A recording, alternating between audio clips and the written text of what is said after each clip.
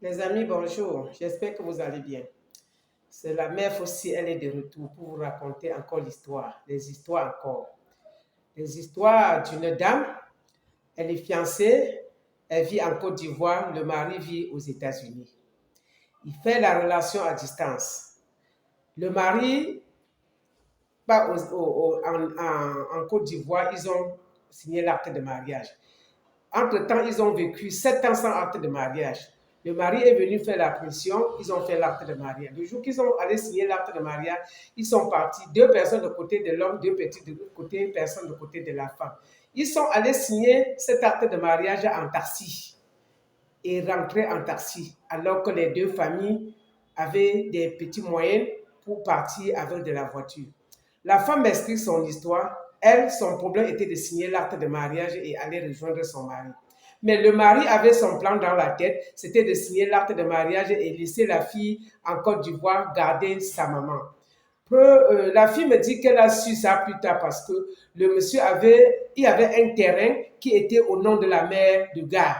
Et le gars envoyait l'argent pour que la fille construise la maison sur ce terrain et la fille abandonnait tout ce qu'elle avait à faire pour aller construire sur ce terrain. La fille a construit sur le terrain jusqu'à arriver à un niveau. Ils ont eu des petits problèmes parce qu'après 7 ans, ils n'ont pas eu d'enfant. La mère de la fille a pris donc la décision, a dit au monsieur que non, soit tu rentres en Côte d'Ivoire pour consommer le mariage pour accoucher, soit tu amènes ta femme aux États-Unis. C'était devenu dur. Mais comme c'était très dur, la mère a insisté que mon problème, c'est d'avoir les petits-fils.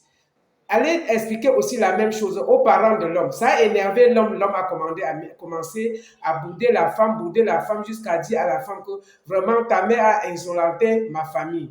La femme était aussi dépassée avec tout ce que la relation à distance peut comporter. La femme étant trop dépassée, elle s'est mise à s'agiter. Par la grâce de Dieu, elle a conçu. Le même jour que la femme a annoncé son retard, le monsieur a dit que le mariage est fini.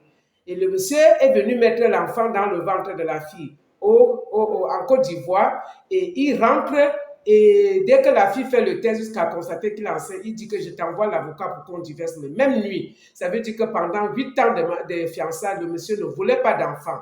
Il voulait juste que la femme reste en Côte d'Ivoire pour être la gardienne de sa mère. Vous pouvez constater ce que la relation à distance peut vous créer comme problème.